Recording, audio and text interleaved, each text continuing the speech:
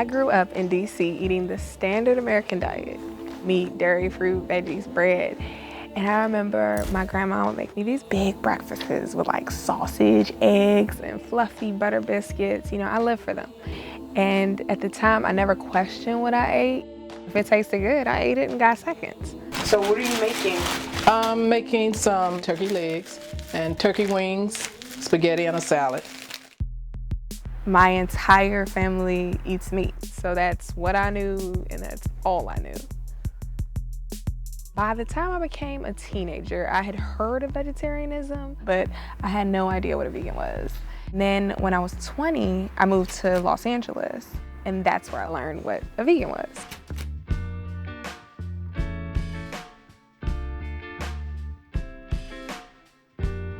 I was like, you know, that's that white people stuff. It's all love, all love, all love. But then I worked on a lifestyle series where we were interviewing Babette Davis, the owner of this vegan restaurant called Stuff I Eat.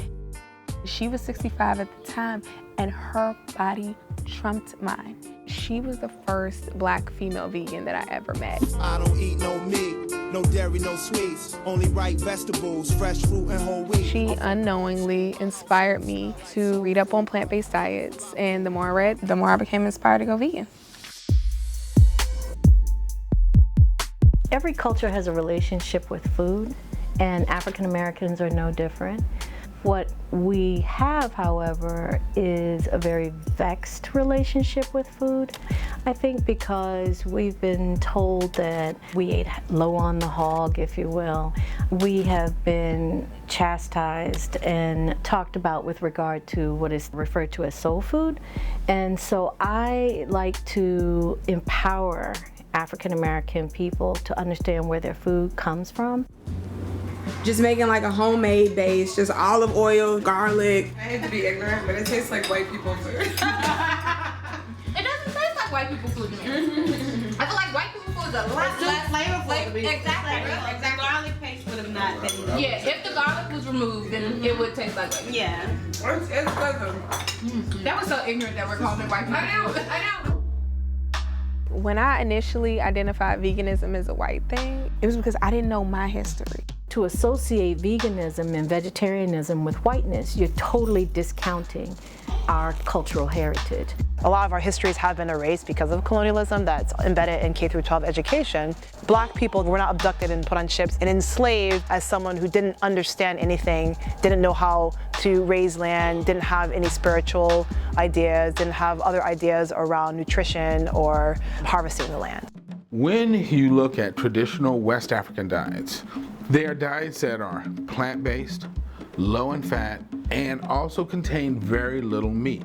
West Africans who were used to eating this traditional West African diet were essentially dragged from their homes, shipped across the ocean, and then confined to plantations where they were literally fed the garbage of the plantation. It didn't dawn on me at that time that my ancestors come from a rich land with rich soil and rich farmers. All I knew was we turned scraps into soul food, and I thought that was our only culinary legacy. And that's the most pervasive narrative, primarily because the majority of African Americans were in the South. But first of all, I challenge people to think about where the South is. People are eating different things depending upon where they were located during the period of enslavement. If you're in the Southwest, you necessarily have access to more peppers, and if you're on the Chesapeake, you have access to the water. People foraged, they went into the woods, and they found berries and they found other greenery. So we need to be very careful about how we talk about our food cultures as if we're a monolithic culture, because we're not. And historically, many of our political leaders have rejected meat and embraced healthy, plant-based foodways. Coretta Scott King and her son, Dexter Scott King, vegans. Radical feminist and activist Angela Davis is a vegan. Rosa Parks was a vegetarian. I was a sophomore at Amherst College, and our Black Student Union brought Dick Gregory to campus to talk about the state of Black America. Our Black Student Union knew him as a civil rights icon, as a humorist. We did not know that he had become vegetarian and vegan and raw He was actually mentored by Dr. Alvenia Fulton, who was a naturopathic doctor who opened the very first health food store on the south side of Chicago in the 1950s. She's just one example. The father of raw gourmet cuisine is Aris Latam from Panama. And you have Rastafarians who tend to follow an Ital diet, which is a clean way of eating designed for health and vitality, mostly organic, non-processed foods with very few animal products, if any. So plant-based eating has many historic roots in the Black culture. It's not a white thing, and not knowing that is an ignorant thing. In my career, I've been told that the foods that define soul food lexicon are Southern foods. So it becomes soul specifically assigned to Black people because in the 60s, Amiri Baraka, Eldridge Cleaver, and other Black nationalists wanted to make the argument that Black people had culture. We have culture in our language, we have culture in our clothing, we have culture in our food. I'm from the Midwest, grew up in St. Louis, so the kind of foods that I ate was, a lot of barbecue and a lot of ribs, a lot of, tri-tip, brisket. Well, I ain't get brisket till I got a little money, I'm sorry, I'll be honest with you. We ain't have brisket, I'm just talking. I ain't get brisket till like 2 summers ago. It's funny because before I went vegan, I didn't like a lot of soul food. Like I didn't eat cornbread, macaroni and cheese, potato salad stuff, and I ain't like none of that. And people will always say to me, like, girl, you ain't Black. So you can imagine, once I went vegan, my Black card got completely revoked. Probably about 15 years ago now, I was at a party and I just happened to mention or answer a question and say that I was vegan. I think why I wasn't eating something at the party. And this woman overheard me and she looked at me and rolled her eyes and just looked me up and down and said, "You mean you haven't had a piece of fried chicken in 15 years? And I said, no, I guess I never thought about it. And she just rolled her eyes and walked away and just sat down and shook her head at me. That was the first time that really it hit me that someone could think that I wasn't Black enough because I wasn't eating soul food. But I learned veganism and vegetarianism from Black people. Why should your Black card be forfeit? Because you have decided that your health and wellness is not predicated on eating like animal proteins or consuming animal secretions in your body. Your Black card should be contingent on your commitment to Black liberation and not on these stereotypes that have been handed down to us by other people. Your rejection of those stereotypes, I think, speaks more to who we are as individuals than anything else. Your Black card might get taken away, though, if you have not seen The Color Purple.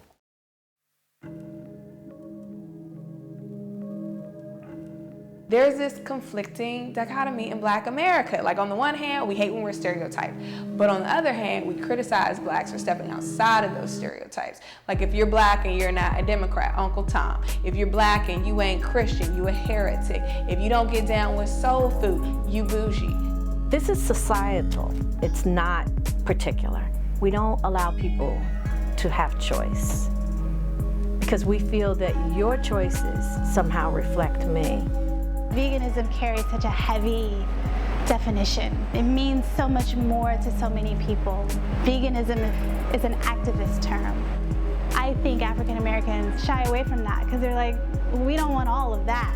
I don't want to be the annoying vegan, that, oh, I'm a vegan. But at the same time, I almost want to be the example that wasn't there for me. Growing up, I saw movies like Soul Food, which represented Black food culture, but in a very stereotypical way. Yeah, we did have soul food back in the day. And in season 7 now of The Walking Dead, seeing Morgan being a vegan in this post-apocalyptic dystopian universe where people are eating whatever they can, and Girlfriends as well. The character Lynn, she was played by Persia White. She was a vegan. She was the first Black female vegan I remember actually seeing on TV.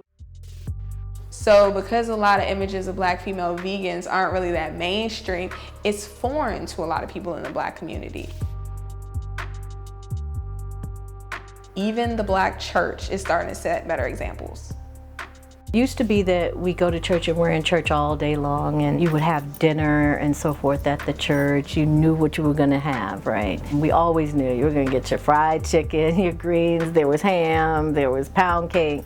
You looked forward to that because it was a part of a ritual. Nowadays, we're also choosing foods that are going to say we believe in this healthy way of living. And so you end up with a lot of baked food, which is not a bad thing at all. And I've been told about communities where the church has inserted itself in a very major way to say, we are not going to let our congregation die of heart disease and diabetes. Health is not simply about diet. We're going to get a little bit more into that in just a moment. But we tell ourselves with that, and so we've created this atmosphere that simply says, don't drink, don't smoke, don't do that. And then there are some of us who don't drink and don't smoke, and we'll look at the person who consumes alcohol as if they are doing something that's completely unhealthy. But yet while we are not consuming alcohol, we're loaded up on sugar.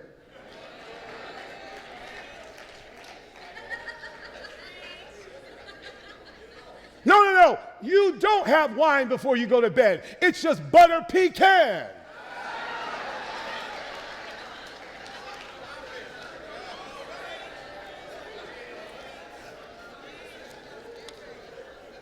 But see, that butter pecan ain't in Leviticus, is it?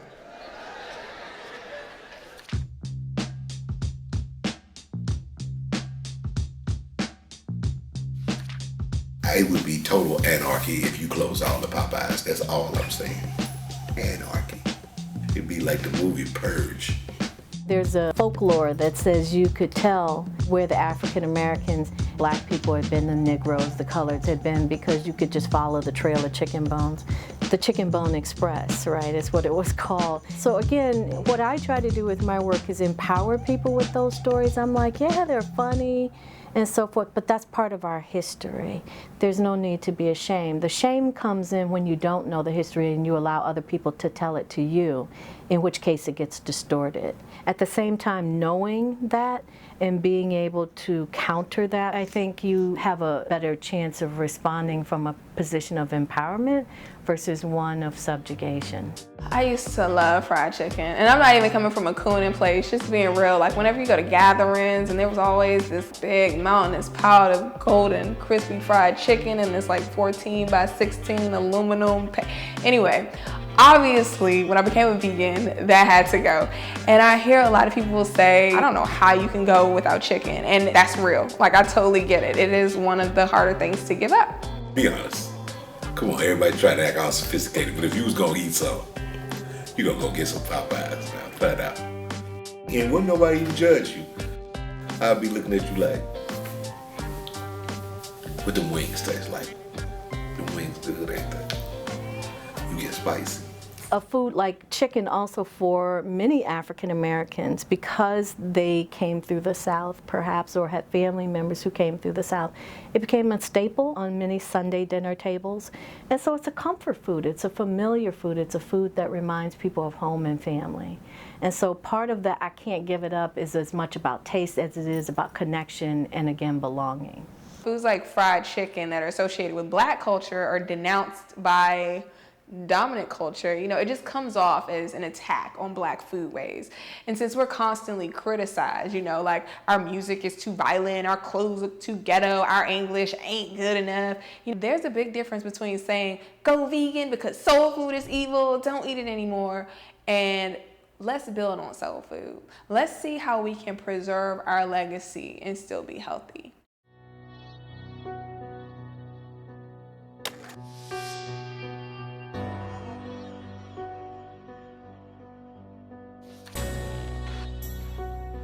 I honestly don't remember the last time I went to a funeral where someone died of old age. It's always degenerative disease, cancer, heart problems, lupus, but it's never old age.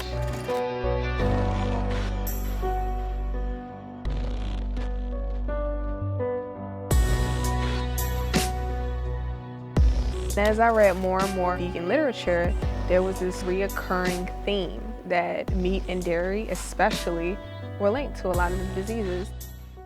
When I was in my early 20s, I appeared healthy, but I struggled. I had severe pain and bloating when it was that time of the month. I had internal hemorrhoids, so I bled every time I defecated. I would constantly get yeast and bacterial infections, which is an embarrassing problem for a woman because you don't want men to think you baking bread down there. When I went vegan, all of those problems went away. And I no longer needed the antibiotics, the pain pills, the creams. That is when I learned the real healing power of food. If you can eat your medicine as far as in the foods, there's no reason to take in a pharmaceutical, which has side effects. And the side effects, one being that somebody had to die or some animal had to die for you to get over acid reflux, when you shouldn't have acid reflux in the first place. In theory, if you can start to eat better, eat cleaner, feel stronger, your body is taking the nutrients from the food that you eat and healing itself. Or you can just go ahead and drink your 9 Pepsis, and then eventually you got to deal with your diabetes, and you're going to have to deal with that till your foot get cut off. And I ain't going with the grimmest possibility. I'm just saying your foot gonna get cut off. If what you eat causes your disease, stop the disease by changing what you eat.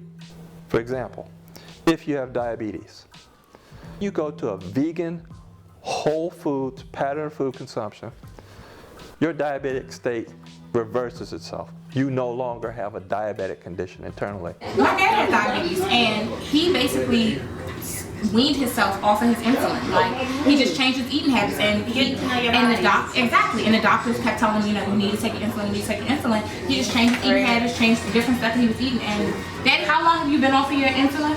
Since October last year. Yeah, so it's about to be a year.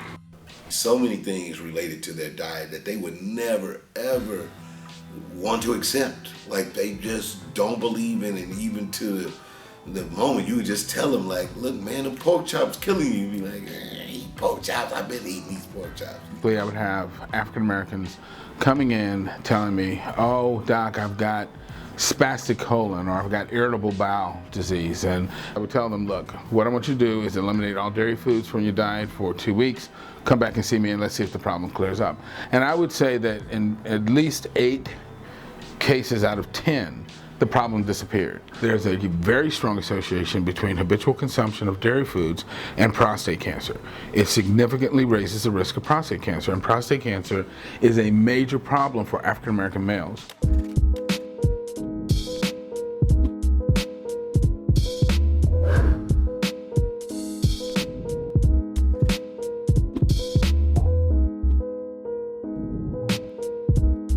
So what's going on with your diet?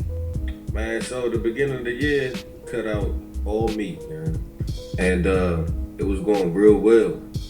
But I relapsed. Tremendously, bad. But it's so funny because once I did that, as soon as I started eating the processed food, the fast foods, the meat, man, heartburn, acid indigestion, back pains, everything everything came back, like, immediately. And I was like, dang, this stuff is really killing us, man.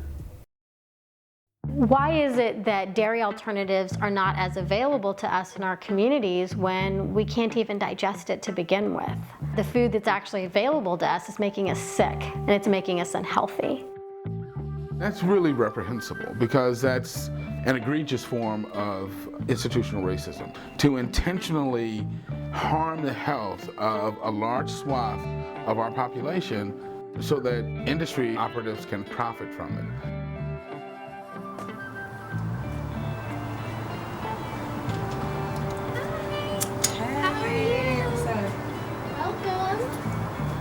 Was educating myself on fibroids. I Googled it, I talked to people, found out that 70% of women have fibroid tumors, and a lot of black women really suffer from fibroid tumors.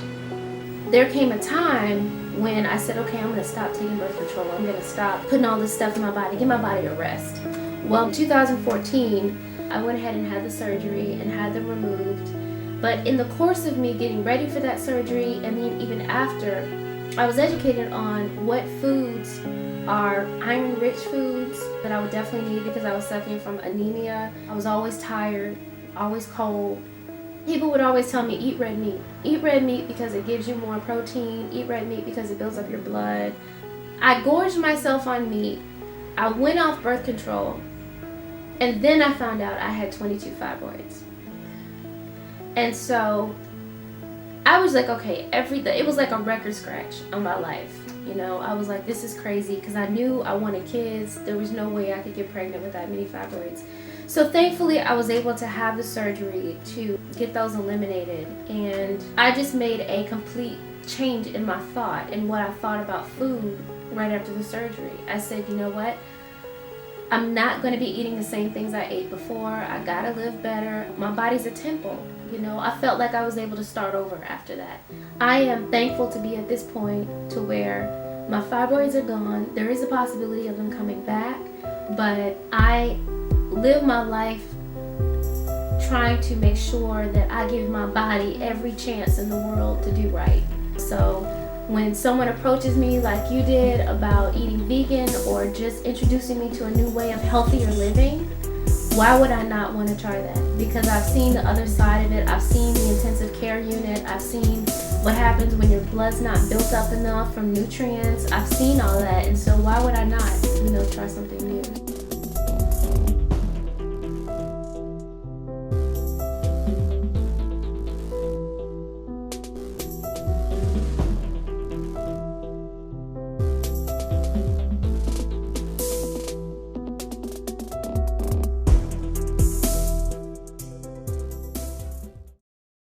PCRM did a study looking at diet and menstrual issues, but specifically fibroids.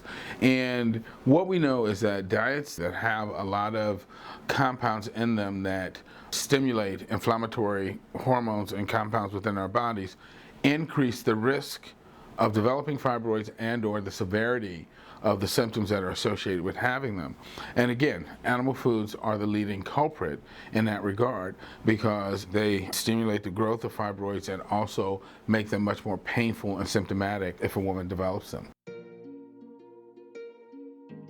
So after learning all this stuff, my question was, if a plant-based vegan diet is scientifically proven to be healthier for you and prevent diseases, why aren't our doctors giving us this information? 50 years of research have told us that plant-based foods are healthiest. So you're not going to hear that from your doctor, and the reason that you're not is because doctors get 4 hours or fewer of nutrition in their entire 4 years of medical school, if they get it at all. In Western medicine, we operate from the disease model. We are in the business of treating sick people. It's unrealistic as a populace for us just to expect physicians, being ignorant and having a strong financial interest not to tell us anything about nutrition at all. We pay doctors through third-party insurances, and those insurance companies will pay me to prescribe a drug to you, but they won't pay me to sit and talk to you for a half an hour to an hour about changing your diet. There's a lot of people who buy into the standard U.S. Western medical science, you know, and I think our community deserves better than that, and we need a holistic approach. So when I see people of color repping the holistic, then it gets interesting. The entire medical industrial complex, ranging from the insurance companies, the hospitals, they all have an interest in the population as a whole continuing on and advancing the nutricidal pattern of food consumption that we have. It is popular in the mainstream vegan movement to actually promote veganism as a cure-all, making people feel as if it's the individual's responsibility to take control of their health, and it really ignores a lot of the systemic factors that actually make it difficult for a lot of people to come to the health or the harmony that they need.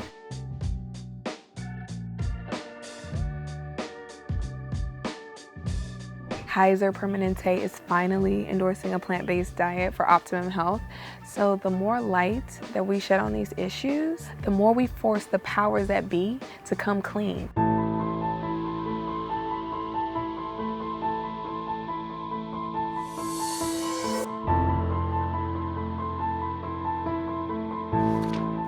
If one cop kills one black person a month, people march. They put it all over social media, and they really gun for change, which they should. Then you have diseases killing members of our community by the millions. Does the violence inflicted upon our bodies through the poor food choices we're given not warrant comparable outrage and attention by activists? It's been set up to keep us almost in a daze, asleep. We need to politicize our food choices. Having a healthy body is political. Being able to have a lot of energy so that we can fight those larger battles.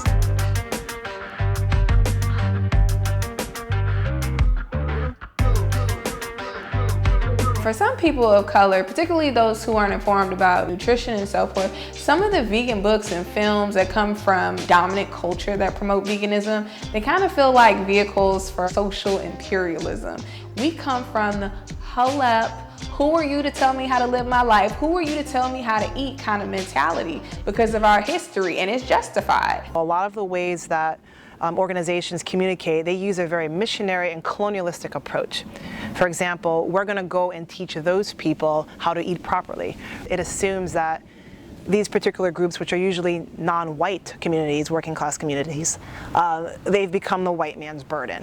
They don't have wisdoms or knowledge systems that are of equal value or even better value in terms of understanding their own nutrition.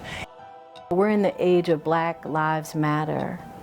And Black Lives Matter on so many different levels.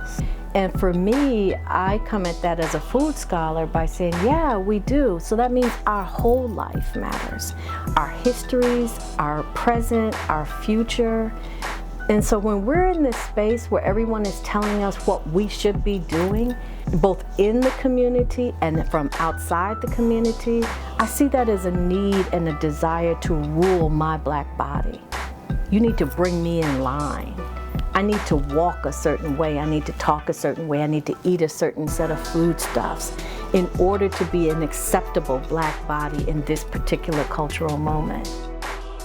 As much as I would like to see people adopt a plant-based diet, I can't force it on people. I'm providing information so that you can make an informed decision, and then I let it go. That's it. I'm not vested in it beyond that. Not everybody's gonna do it. It took me a long time to realize that. Not everybody is going to do it. And then there's the matter of access. I remember I was watching this food documentary on veganism, and this white chick, she was making a point about how easy it is to go vegan. Like, you can just go to your neighborhood health store. And I'm watching this like, okay, you know, for the affluent white woman living in an upper middle class neighborhood with the Whole Foods on the corner, like, I'm sure it is easy to just go vegan. But a lot of minority neighborhoods don't have health food stores.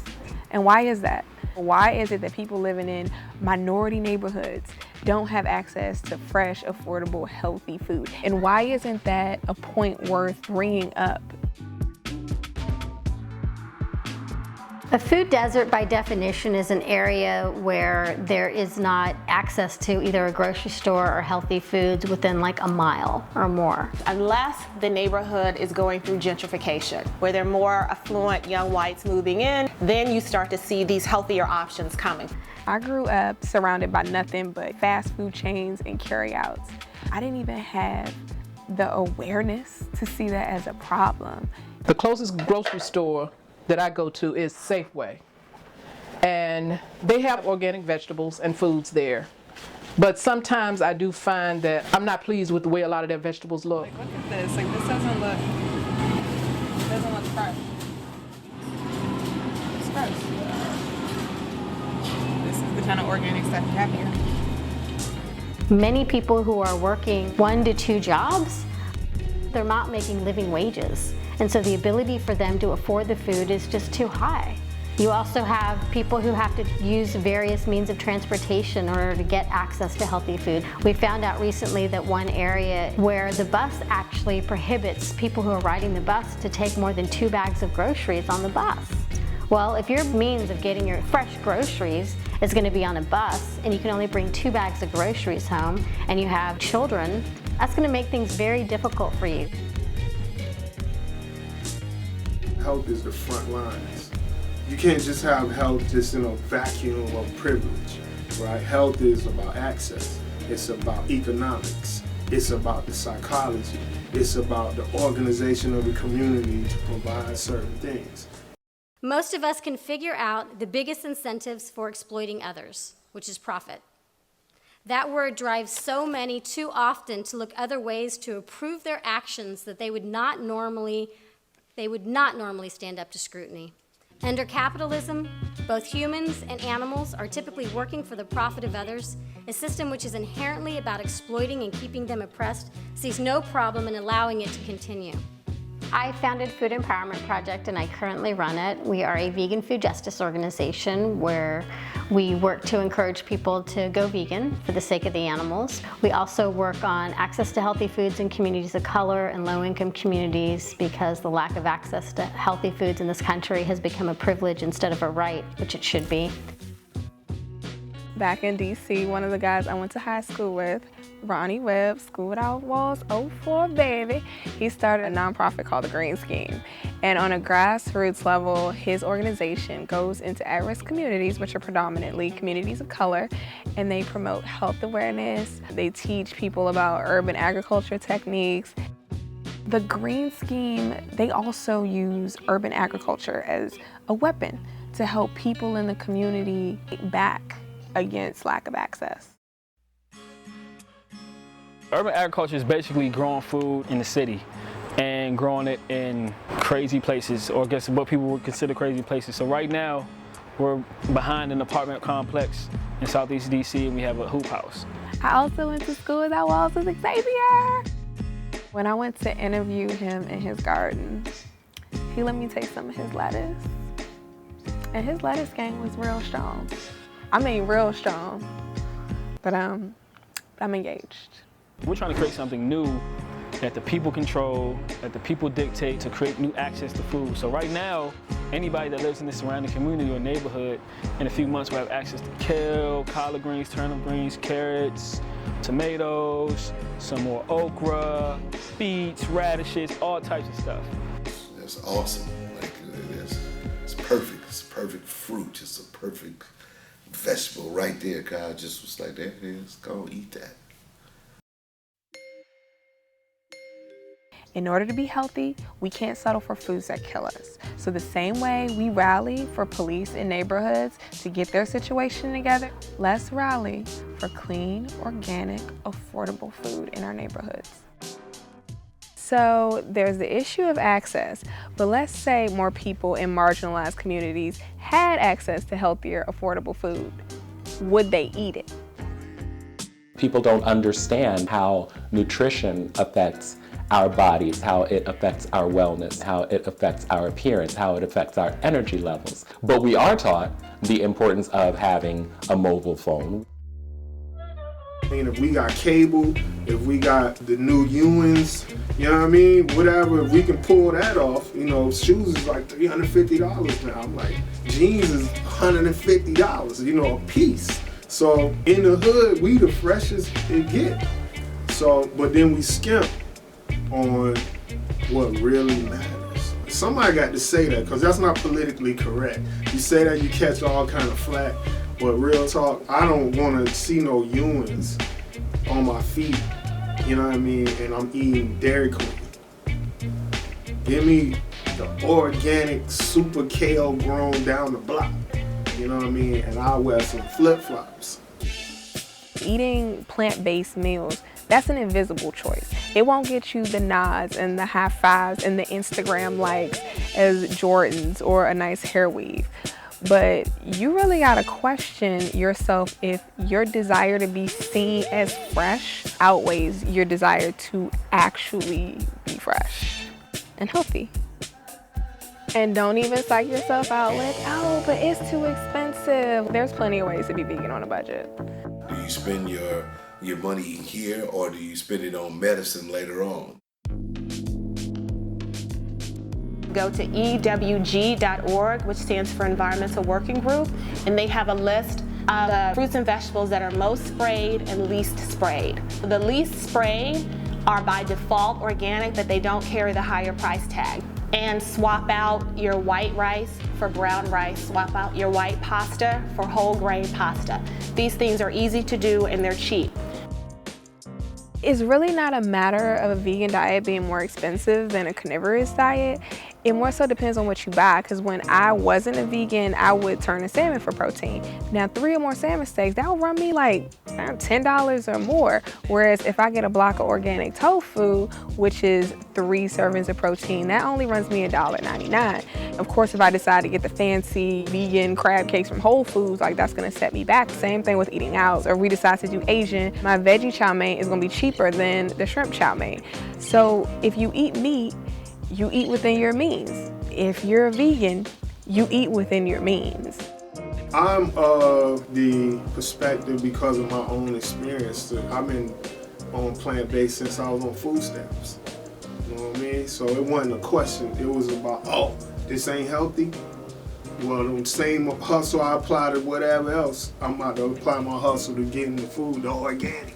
Hustle something that's not gonna kill us, but it's gonna make us healthy, you know what I'm saying? And you can still use the same mentality on flipping something, on selling something, on pitching it.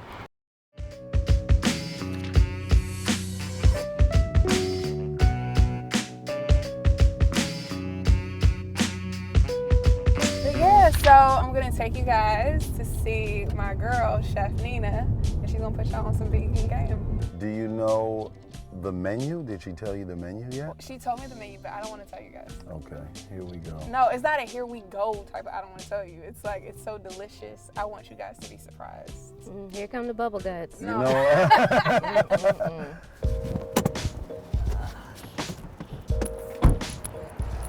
Here? I tasted my first piece of vegan steak, I think about 15 years ago. Yeah, and I hated it. Some time ago, some vegan food tastes like styrofoam with barbecue sauce on it, I'm not gonna lie. But that has changed tremendously. If you really need that meaty taste, they have a lot of good products on the market to accommodate you and help you transition to meat, and they're bomb. Recently, I went to check out this new company called Impossible Foods that makes plant-based meat alternatives. Impossible Foods' goal is to make meat and cheese-like products from plants. We're not just simply trying to make a veggie burger. We want to have a product that's identical to the taste, the cooking, and the smell of meat. It was on point. Alternative meat sources help people transition because it doesn't break up their routine. Someone who eats chicken on a daily basis or likes to eat beef, and there's a product that is similar to what they're used to having, the same taste, they're gonna be more willing to implement that into their diet. If you have a veggie burger that tastes close enough to meat, man, just give me the damn veggie burger. So I'm gonna have you join me in the kitchen. Come on in. I even ran some vegan taste tests on my friends to see if they could get down with the taste, and trust me, they wouldn't laugh for me, like not even for my film. These flapjacks are almost ready. Flapjacks. I'll use the terminology that brings it home, right? Okay, so I'm gonna come over and put one on each of your plates, and then we've got coconut butter with mango whipped in. So just so I'm clear, for the mango butter, you're saying all you did was coconut oil and then mango and blended it together? Yes, and blended it together. Nice. All right. So it's hot. Let's start with that because we're going to have quite a bit to eat. The more appealing, the more beautiful it is, the more you're going to enjoy it, right? Yes. And have fun with food. Thank you. Have fun with Thank food you because so you know much. what? As a chef, this plate is my palace. What do you think so far? This is delicious. Is it good? This is super delicious. Pancake in a minute. In a minute, right? Yeah. And one that is really protein plants. You don't have a lot of fillers, gums that are going to clog the arteries, clog the body up, That's and why I make stay away you from pancakes. feel right. Exactly. But what we want to stay away from is that pork can have these pancakes. Let me walk right down that arm. The other thing that's important in the vegan diet as in any diet. Life is sweet, right? So we have to have some sweets. So I think that should segue us into our next meal or dessert. Yeah. So we're gonna do a fun dessert. Okay, so we're gonna make a chocolate pudding. Everybody okay with that? Absolutely. Yeah. Absolutely. But we're not gonna use the typical cream and all the different things that go into that to make a pudding. So what's gonna make it creamy? Avocados. And we're just going to put that going.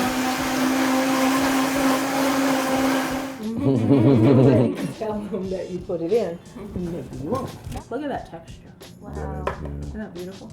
So I'm more excited about this because it's pudding, and from what I understand, I'm not the only lactose intolerant person at the table. No That's right. one at this table. But now you're giving us pudding, so we're super all excited. Lactose intolerant. So let's do this. I'm just gonna scoop. And then once again, because I like options, I've got some raspberries, I've got a little bit of granola, and then I have some desiccated coconut flakes. This is like the lightest If you never told me what was in this, You wouldn't know. Yeah. A lot of times I don't. And we're eating it right out of the blender, but if it was ice cold, Right. oh my goodness. And yes, you can do that. You know, for somebody who didn't eat vegan before, you sure didn't murder that pudding. I'm just saying. You did some damage on that pudding. I will say, this is delicious. Thank you. This is delicious. I am a believer. Thank you. You need to stay in your bowl. I love my friends. But as you can see, like vegan food is legit. It's cool. And what I like about it is in the kitchen, it challenges you. A lot of people may need to take cooking classes, and that's fine. That's perfectly okay. Go to vegan restaurants or vegan-friendly restaurants and explore different dishes. You may need to expand your repertoire, but it's definitely not limiting. It's gonna actually open you up to having something more than just chicken on your plate. Well, all these breakfast cereals over here are vegan. That's my lane. That's the one that I'm driving in. I'm just gonna put some almond milk or soy milk on top of that and call it a day. What? Pasta is already vegan? Amen. This is like, you know what, all these ramen noodles that we're about to eat, this is affordable, this is my life. You know, Taco Bell, we're not gonna put any sour cream or cheese on this. We're gonna have these bean burritos, and this 7-layer burrito is now a 5-layer burrito, but that's still gonna be okay. And what? The cinnamon twists are vegan. This is what we're gonna eat.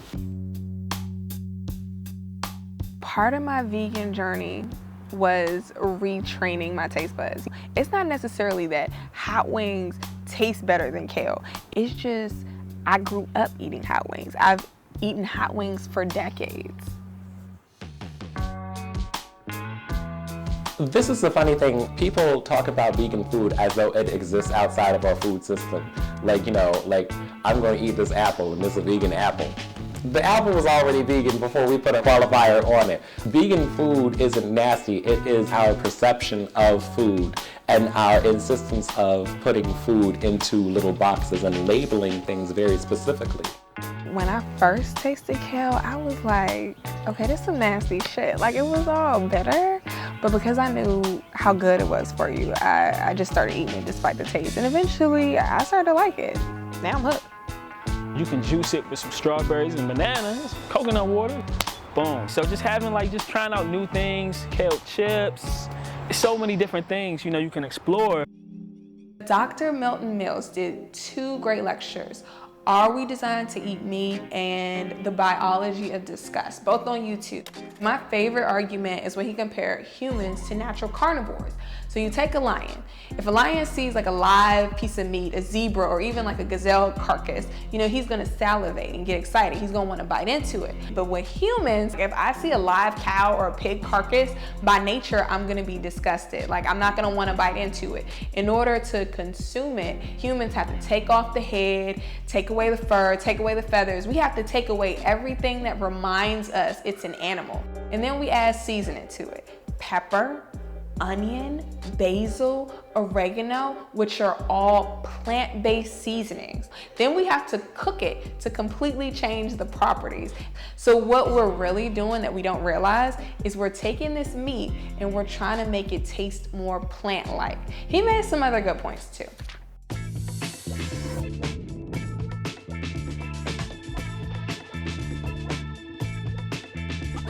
It wouldn't be my style to shy away from sex because it's a huge part of the human experience. So let's do it.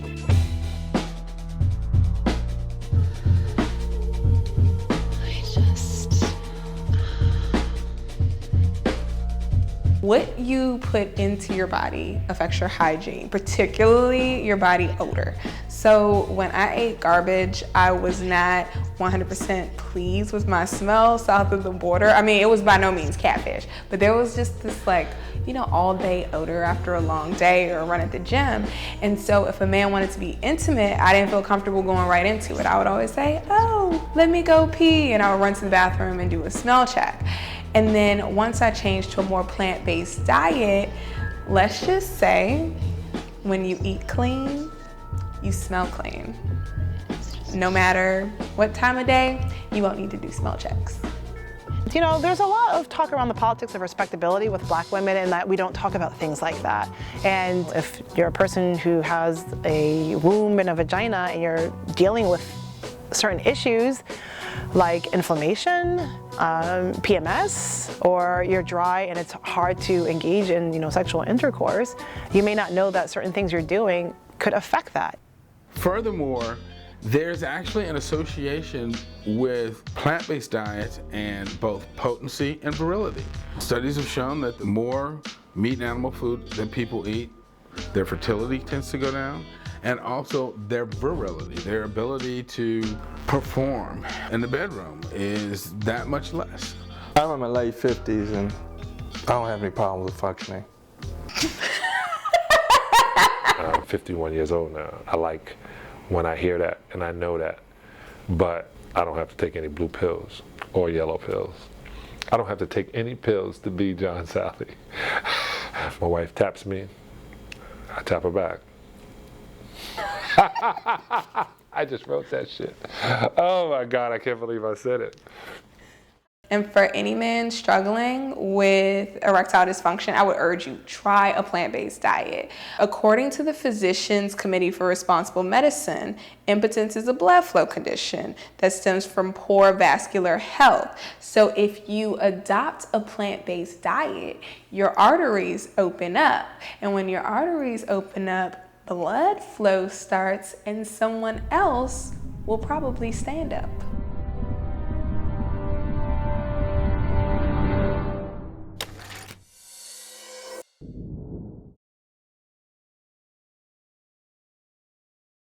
I used to feel cool, like going places, you know, and based on my appearance, you know what I'm saying? You don't think, like, you see me, you be like, this nigga don't eat meat, this nigga a vegan. You know what I'm saying? You don't, based on my appearance, you wouldn't think that. And I used to get such a kick and thrill out of, oh no, I don't partake in that stuff right there, man. That stuff a kick. You know what I'm saying? Like, I used to motivate, you know what I'm saying? It would motivate, make me feel good. You know what I'm saying? So I'm just eager to get back to that leader king mentality, man. Just tighten all the way back up again, man.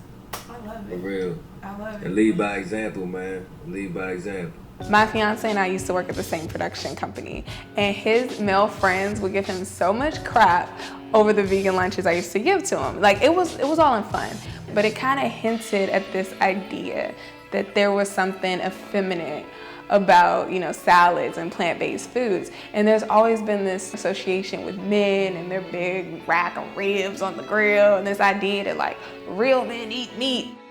Yeah, I eat the meat of a coconut, eat a banana. But as far as eating a dead animal, that doesn't make you a real man. I get so angry about the gendering of food. I'm angry at the mainstream community that thinks that veganism or like eating vegetables is feminizing and that eating meat is fetishized as more masculine. And I also get angry with vegan activists who try to fight against that toxic masculinity by presenting veganism as not threatening somehow to masculinity. Like, no, you can still be masculine and eat tofu. I had a colleague tell me he went home for the holiday, and when they were passing the ham and everything, he didn't take any, and His grandmother said, oh, you didn't get any ham. He said, no, Grandma, you know, I stopped eating it. And it wasn't her response, it was the other men around the table who immediately began to associate that with feminization. Aren't you gonna try some of my honey roasted ham?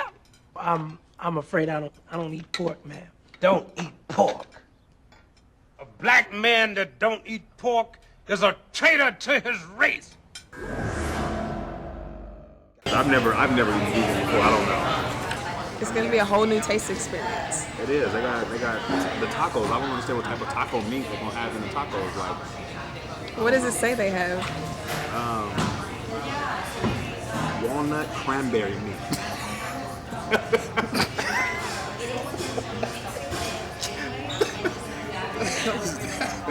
This is why I say people think food is just food.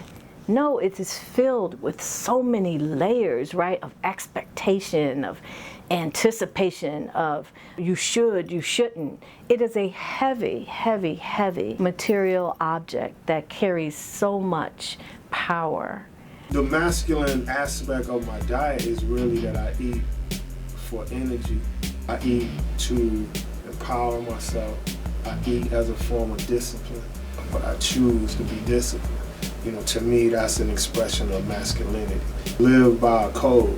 You live by your wisdom, your experience. These are things that I attribute to manhood.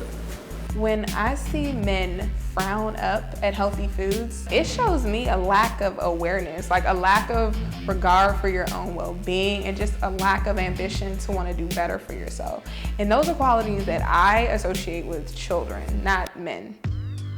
Real masculinity is not about arrogance, it's about humility and about compassion and caring and doing one's part within the overall scheme of things for the greater good.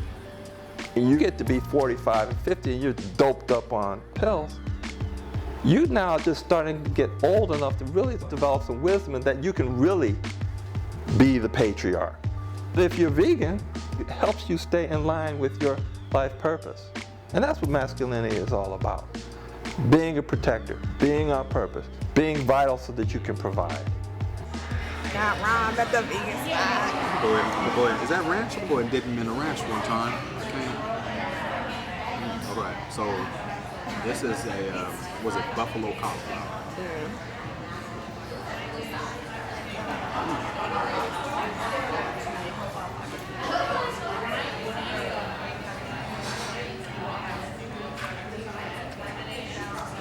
I'm not gonna lie. I'm gonna fuck a bomb. You said what? I said bomb. Oh yeah. I definitely take these down. There's all this focus on women and how we feel about our bodies and all women want to look like Barbie. In the same sentence, men want to look like G.I. Joe. So because there's this myth that becoming vegan makes one really skinny, a lot of men won't even entertain a plant-based diet. So this all looks beautiful, colorful, Thank you. displayed. There's no meat here. None. Which is blowing my mind. Right. And I like to work out, keep my muscles tight and right. How, this doesn't look like it would help. This looks like I would pass out in my workout. Sure, and I understand what you're saying and what you're thinking. The thing I love about this, we could put legumes in this. That's going to give you more protein to bulk up. So you've got your garbanzo beans, your black beans, your white beans, your kidney beans, red beans, and then you can get into your lentils, black-eyed peas. We have what's called muscle dysmorphia. So we want to be swole, you know what I mean? Because all the superheroes are swole. You know what I mean? Superman is swole, you know. Everybody who is a man is swole. So if you don't fit that athletic build, then what's your psychological disposition? Men don't have to sacrifice their weight to switch to a healthy plant-based diet. David Carter, NFL defensive lineman, 300-pound vegan. A gorilla is 800 pounds, raw foodist. A cow is 1,000 pounds, raw foodist. Hippopotamus, raw foodist. Elephant, vegan. Giraffe, vegan. The largest mammals on the planet don't eat meat. Eat Plants, Live to Iron, my book that I wrote with my wife and my trainer, Scott Shetler, was an experiment. I'm a long distance runner. I've been skinny all my life, but I want to show the power of plants. And I want to gain 20 pounds. Everybody say, yeah, you can gain weight, but you can't be doing all that cardio. And I was like, no, I'm gonna keep running. I went from 167 to 187. And you don't have to mess up your liver and your kidneys, taking all kind of powdered, isolate protein, all this stuff, and spending $80 a keg. You know, it's just real foods. I eat a lot of pumpkin seeds, a lot of yams. There are several male athletes who've accomplished fit physiques on a plant-based diet. So how did your game change when you became a vegetarian? Do you feel like that impacted your game? Oh yeah, I went vegetarian in my 6th year. It was so funny because I was like 235. I went down to 219. My cousin said I looked like a black match running up and down the block. But I no longer had back pain. I used to always have back problems. I found out I had a compacted colon. All that sugar, all that iced tea, shellfish, lobster, and shrimp. Literally, I would have back pains 2 or 3 days. Your body is going into spasm trying to get it out. Back problems. This is what happens when you eat things that don't digest.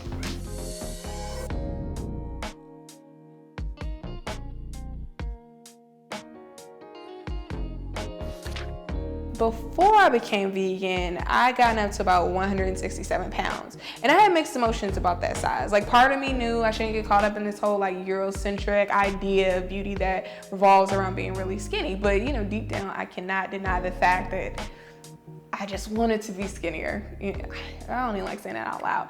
So when I first went vegan, I went down like 20 pounds over the course of a few months without working out or anything. And then my weight pretty much, it just stabilized. Instead of doing the slow climb it was doing when I ate meat. But aside from the physical change, becoming vegan, it helped me develop a whole new relationship with my body. When my weight was higher, I was eating garbage. You know, I was drinking all the time. I was never working out. So I was in this constant state of guilt and constantly mad at myself because I couldn't maintain a 6. I didn't love my body. I didn't take pride in it. But now, size 6 or not, I don't have that guilt because I know I eat the way that I'm supposed to. So when you value yourself, it changes the relationship you have with your body, whether you are 4 or 14.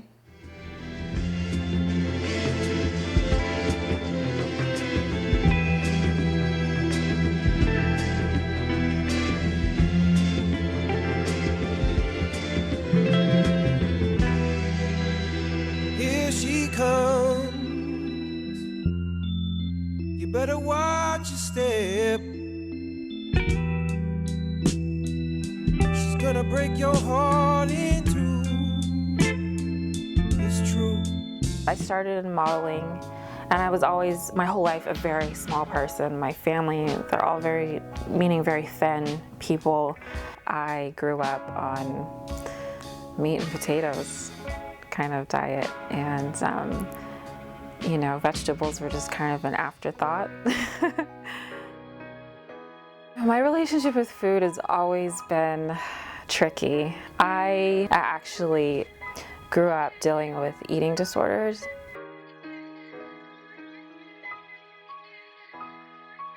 I don't think I ever really got pleasure from food or enjoyed it until I started eating this way. I actually started eating for nourishment, and it's been a really big part of my healing journey. Not focusing so much on numbers, sizes, but really how am I feeling, how am I looking, how's my energy, how's my overall health, how's my mind, how's all these other things that really matter. Women of color, we tend to have more curves. You know, personally, I didn't get the ass, but you know, you win some, you lose some. But for some women, veganism can come across as an attack on the Black female body image. People have good intentions when they're saying, this is what you can look like if you take on this particular type of diet. I noticed with the research I had done in the last 12 years, looking at visual representations of the better or perfect vegan body, images mostly of white or light-skinned people, thin people, younger people, able-bodied people. Most people aren't even thinking about it when they put campaigns out to go vegan, when they choose who they're going to model for a magazine that is pro-vegan or animal rights or vegetarian. Understand that, hey, we are actually excluding most of the world if we continue to promote that the pure or the healthy vegan body adheres to all of these ideas around health that's actually connected to whiteness.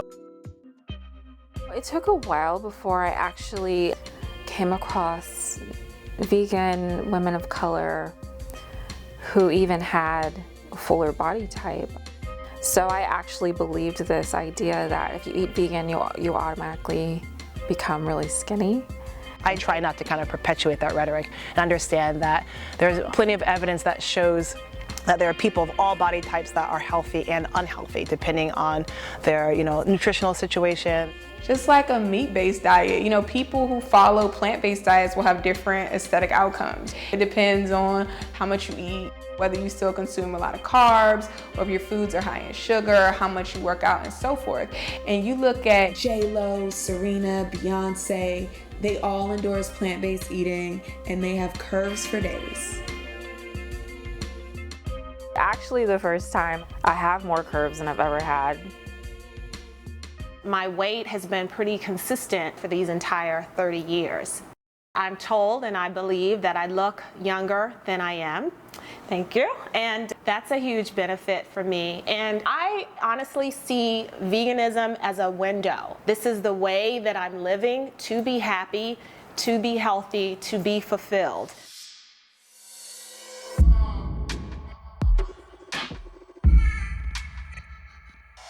If I step in your kitchen and it looks dirty, like I'm not eating anything from it, not even a sealed bag of chips, I'm good.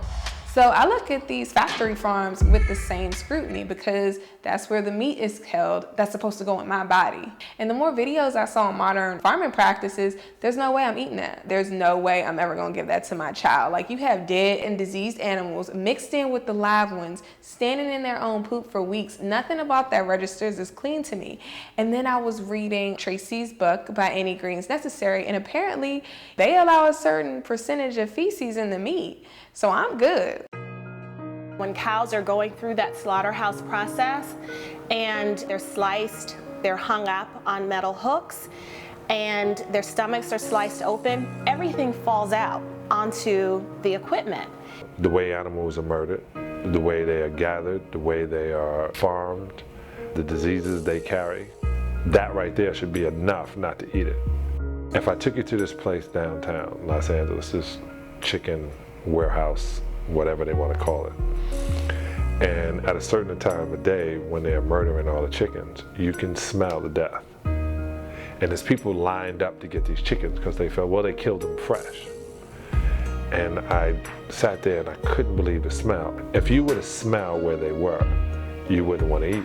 A lot of people say, well, I don't eat chicken anymore, I don't eat beef, so I eat fish. And they can't seem to let go of the fish. Fish is the holdout, that's the thing. There must be some meat on their plate and it's gonna be a fish. Fish is contaminated with mercury and with arsenics and with other industrial pollutants. And it gets in the flesh of the fish and you cannot cook it out. There are also a lot of parasites in the water that get into the fish's digestive tract. Let me tell you, I went fishing maybe 3-4 years ago. I don't want to totally gross you out, but I have this very graphic image in my head where I'm like, it made it hard for me to ever eat fish because I got it out the water and all of these worms came out of it. I'm not joking. And they had someone on deck that cut the fish for you, prepared it. And they were like, oh, it's normal. This may have been the way it's always been, right? But this is not the way it's going to be moving forward. So people turn their noses up at a diet that consists of fresh fruits and vegetables, but parasite-infested, disease, rotting meat with 2% crap in it is okay. So we'll go ahead and head in here if you want to follow me. And I'll let you know who likes their space, who's friendly. Some of the goats and sheep here are really shy and kind of don't want as much attention, so we want to make sure we keep them comfortable. She goes over to every person and demands pets. Is it 2 teeth? I think so. Okay. Oh, yeah. Say your pet. I just. Okay. I just want to make sure we cool. It's estimated about 260 million male chicks are killed every single year in the U.S. upon their birth. And this is done with really cruel methods, such as being electrocuted on an electrified kill plate, being gassed, or simply just being thrown into a trash can to suffocate. Thank you. Hi, my name is Genesis, and I'm 8 years old. I am vegan and an activist because I don't believe animals should be put in slaughterhouses and circuses. People don't have to eat animals to live. All my favorite foods like pizza and mac and cheese I can still eat, in a vegan version. I became an activist to protest for what's right, to show kids they have a voice. I help people who are blinded. They don't know what's happening to the animals. I'm here for a purpose. My purpose is to get the whole world to go vegan. Thank you for helping me. Peace. She wasn't even 4 years old. She always had chicken nuggets. That was her favorite meal at the time. She said, "Hey, Mom, where do we get our food from?" And I told her we kill animals for the food that she was eating, and she was devastated. And I didn't even know she knew what death meant at that age. And she said, "Well, we have to kill, what is it?" I said, "Well, chickens and cows." And she said, "You know what, I don't ever want to eat this again." My 6-year-old brother, I told him one day when we were driving, there was a squirrel and it was ran over. And he said, "Look, it's a dead squirrel." I'm like, "Yeah, that's the same as your meat and stuff." And he said, "No, it's not." I said, "Yeah, because they kill animals for it. And how do you like that?" He said, "I don't like that." So then he went vegetarian. And then I convinced him to go vegan just from him saying, "You know, the milk that you're drinking comes from a mama cow's boob." And I was like, "Do you like to drink out of mama cow's boob?" And he said, "I don't want to drink out of no one's boob." So I was like, "Yeah, go vegan." Up until a few years ago, I really didn't care about animal rights. I'm not proud of that at all, but it's the truth. I remember when I was working at a talent agency years ago, and one of the actresses came in telling me about how she rescued this baby squirrel, and she took said squirrel to a rescue shelter in Malibu where he had a cliffside view of the ocean, organic acorns, and whatever the hell else. And I remember I was just so annoyed because I was like, you know what, somewhere there's a squirrel that's living the life better than me. And my irritation at that moment kind of summed up how I felt about animal rights. Like, this is a privileged issue.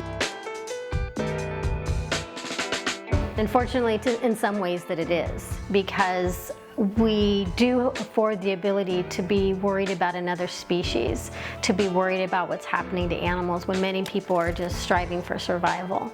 If you are living in an inner city where you're dodging bullets just to get home, or you are struggling just to put food on the table from day to day, those are your primary concerns. And you have less time, less energy, less mental space to devote to seemingly as esoteric as animal rights. I think people who are doing vegan outreach or trying to campaign for veganism, they have to be aware of that. And that when you just approach someone and say that you should focus only on saving animals, it makes invisible the material struggles that most of the people in the United States, if not the world, have in just trying to survive as humans themselves. I acknowledge that we as a movement need to be better about that. I don't think it means us going into communities of color and saying this is what you should and shouldn't do. It doesn't mean comparing slavery to animals and things like that, which I find offensive. I think it's more looking at these structures that have been in place that exploit and kill living beings.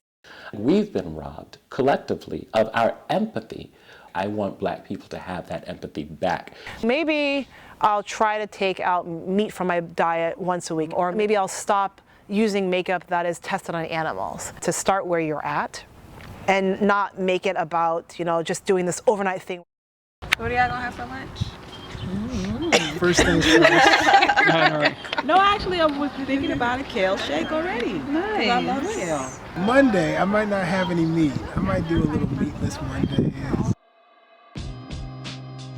Back when humans were hunters and gatherers, violence against animals, it was somewhat justified. You know, they didn't have the wide variety of alternatives we have today. But now, you know, all the sadistic, inhumane animal practices they got going on, they're not only barbaric, but it's completely unnecessary. And coming from a spiritual place, in my opinion, I think the whole thing has just become really ungodly. They get the pigs and stuff and they keep them in cages, and then they can barely even move, and they take them and they kill them for the food. But we don't have to eat animals. I think it's important that you become inspired by things that make you feel good. And it makes me feel good to know that 7,500 land animals didn't have to die because of me per year. We're handed this narrative that we can only care about one thing at a time, and that if you care about other species communities, then that somehow mitigates your commitment to Black liberation. And that's a lie. That's a lie that white supremacy has given us. We can care about more than one thing, and indeed we're compelled to care about more than one thing, because our liberation is linked. Animal liberation and Black liberation and queer liberation are all connected to one another. I eventually want to get to a place where abuse is not something so embedded in my lifestyle.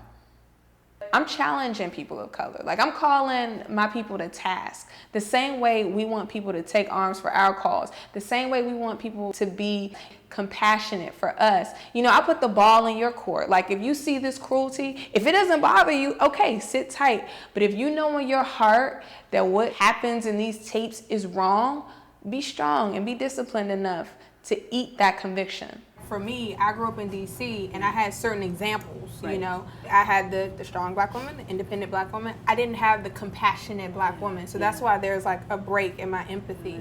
But to hear a woman like you're setting an example, like you're an example that a lot of people don't have. Thank you. Who, with a heart, can watch when a cow cries when its calf is taken away from it. I mean, how can somebody then just be so bold to say, but I have to have this to live, when you don't? What right do I have to take another sentient being's life when I don't need it to survive? And what right would I have anyway, is what really motivates me. When I first embarked on my own vegan journey, I felt very alone. I felt disconnected from the mainstream vegan community. And I didn't see myself represented. And that's a common theme that I've heard other people saying, people of color, every time I've had conversations with them about veganism. It's immediately off-putting to them because the way that veganism is offered to us, it seems like this almost elitist thing that is only available for certain segments of the population. I worry sometimes about being used as a token instead of recognizing that we have every right to be there. We have just as much knowledge and experience to be talking on these issues, and you don't need to just bring me out when the chadeada, which is the Mexican rodeo, comes to town. I can't tell you how many people come up to me, mostly young women of color, who say, do you know how good it feels to have someone who looks like me up there? The need is out there, but we have a movement that seems to be very focused on not us. And if you don't want to do it for the animals, do it for people, do it for our community. Animal rights and human rights intersect. You know, we live in an ecosystem. Where do you think they put in these factory farms? When you look at factory farming and animals raised for food, you also see this taking place, where you have high concentrated amounts of manure of animals, and where these animals are being raised are in communities of color. So in North Carolina, you have predominantly Black communities living around pig farms where they are suffering from nosebleeds and headaches and nausea. They can't open their windows because the flies and the stench. Their property values go down because who wants to live near a pig farm? So that's why by stopping eating animal products, by not drinking that milk, by not eating any animal products, you are not participating in a system that also causes harm to communities living in these areas, which are predominantly communities of color. And that's just scaling it down to a smaller problem specific to our communities. This is a worldwide problem. Raising animals for human consumption consumes enormous amounts of resources.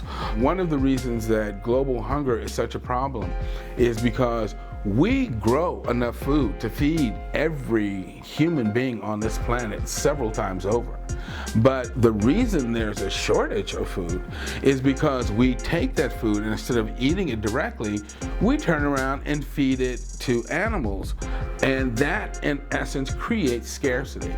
Because roughly estimated, it takes about 13 pounds of feed to put 1 pound of tissue on a cow.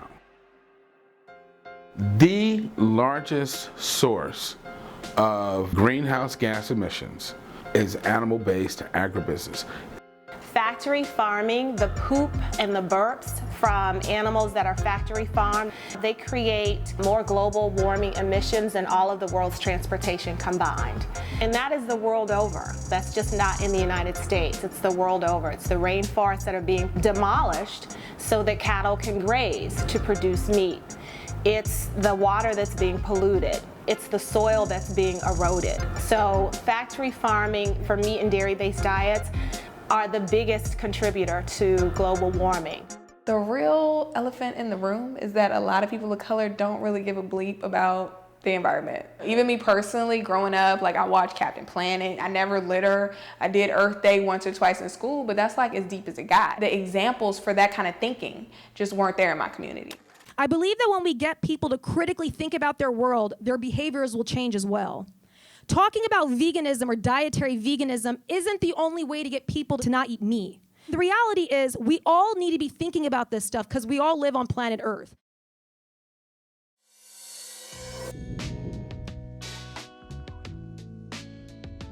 So this is, for someone like me, So I'm going to help you out. it's very difficult because everything you said was incredible. But first of all, I couldn't come up with those ingredients. Probably couldn't find them. Yes, you could. And wouldn't know what to do with them. I mean, me personally, a novice. You have a computer? Absolutely. Okay. It's very important for African Americans to teach each other because we have a lot of distrust about what is good for us, what's healthy for us. A lot of times we don't even trust each other. So it's important who the messenger is. So I commend and applaud all of the folks out there who are getting the message out through social media where it's palatable for everybody to understand. And the folks out there who are getting the message out through hip hop. What we're trying to do and what we are actually doing is we're making sure that a new thing is born here today. And it's called health and wellness mixed with hip hop. The 10th element of hip hop is health and wellness. So hip hop is the biggest force on planet Earth when it comes to youth. And we want to take that energy and put environmentalism in them, put health and wellness in it, and make sure that this is a sustainable movement that people all around the world can be a part of. I think it's important for the youth to see somebody that's college educated, getting their master's degree, that's standing in the community doing work, gives them that sense of community and responsibility, and for the elders to know that there's younger people that they can feel happy about. So I think it's just about being a positive influence and kind of just being a good reflection. And I think it's important for everything, you know what I'm saying? Whatever we do, if we can do it in our own space, it like encourages everybody else. And the more black people go vegan, like, you know, the higher the potential is for it to become a part of the national consciousness. We've seen trends of black hair being appropriated, our language being appropriated, like have black people go vegan, and I tell you what, in a couple of weeks, like the animal exploitation industry is gonna be shaking in their leather boots because we have such power. I don't want to be an invisible vegan. I can't teach and uplift others from an invisible space. I want to be the visible black female vegan example I wish I had growing up. It's all love. All love.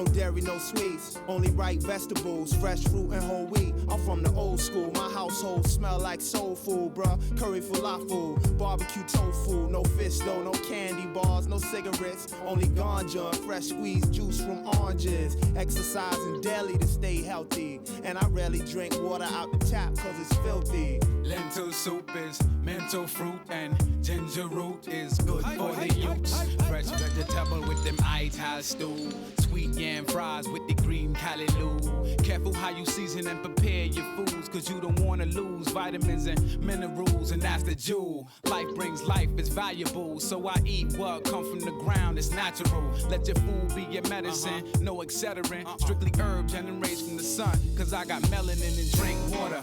8 glasses a day, cause that's what they say. They say you are what you eat, so I strive to eat healthy. My goal in life is not to be rich or wealthy, cause true wealth comes from good health and wise ways. We got to start taking better care of ourselves. They say you are what you eat, so I strive to eat healthy. My goal in life is not to be rich or wealthy, cause true wealth comes from good health and wise ways. We got to start taking better care of ourselves. Be healthy, y'all.